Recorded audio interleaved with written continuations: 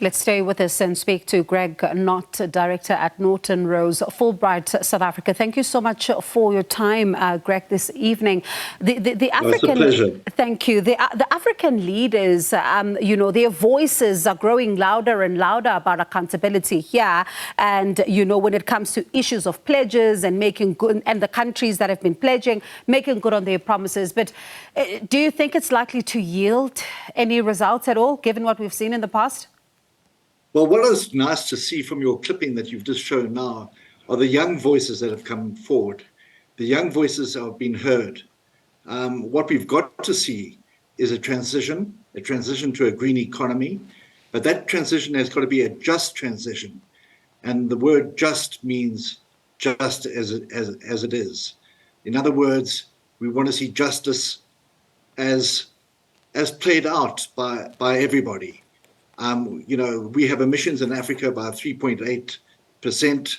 We have China at 23%, United States at 19%, the EU even more. So we've got to really have a look at how Africa suffers in regard to the emissions of the developed nations. We've got to have justice in regard to how we as Africans see ourselves. And we talk about the green economy. I wonder, though, how bold should the commitments, the investments be to see the changes as speedily as some of the activists have been calling for them to take place? It's got to be bold. I mean, let's just look at ourselves.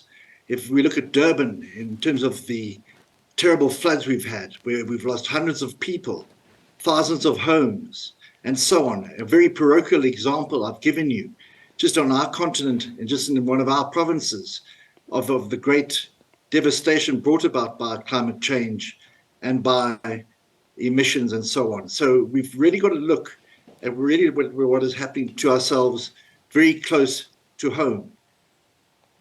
And, we look at some of the reports, especially given what you're talking about right now, some of the reports talking about our continent accounting for around 3.8% of, global greenhouse gas emissions. And this is a stark contrast when you look at first world countries. But at the same time, we are not, really out of the woods when it comes to our vulnerability to climate change.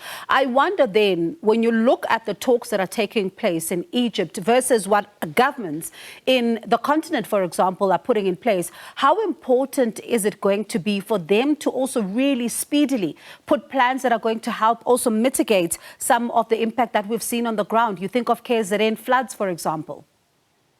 Well, you've used the word a number of times, speedily, and it has to be. There has to be impetus. Regrettably, we've had the pandemic for 2.5 years, which has taken the focus off things. But honestly, we've really got to now drive hard and fast to make this a reality. Otherwise, we're going to suffer more and more as time goes on. And we haven't, quite frankly, got the time that the universe needs. And some of the biggest culprits, though, Greg, are not attending these talks. I mean, these are some of the culprits that have got such a huge dependency on fossil fuels. Does that have an impact at all on some of the agreements and the talks there? It certainly does. And that's why we've got to keep on talking about a just transition. It's got to be a just transition. And in terms of that, we've got to keep on looking and keeping those who have the fossil fuels and so on honest in the negotiations. And I listened to some of the people talking about it on the ground, Greg. You ask them, do you understand what just transitioning is? And they say, we don't know what you're talking about. We hear government talking about it, but we don't know what it means for us. At the same time, you look at, I'll use KwaZulu-Natal, for example. When those floods hit, the, authorities come out and they talk about how this is climate change, this impact is being felt by everybody. But there doesn't really seem to be an effort when it comes to educating people on the ground about the impact of climate change. And I wonder how critical is this also going to be for you and I to also be, told what exactly is going on? Absolutely. And I think that you having this program tonight is so important.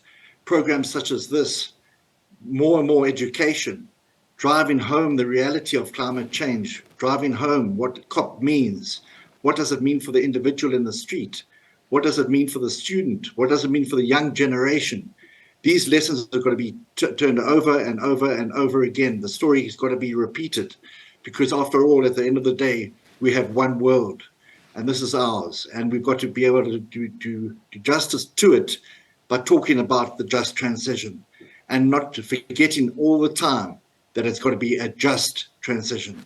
And there's something else, I'd like to hear from you on the significance of it, and that's the commissioning of the integrated green hydrogen plant in Africa. How significant is this?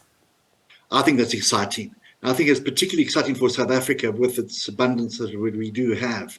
So I think plans coming forward from that will be extremely exciting, and we must watch that for coming out from this COP-27 now.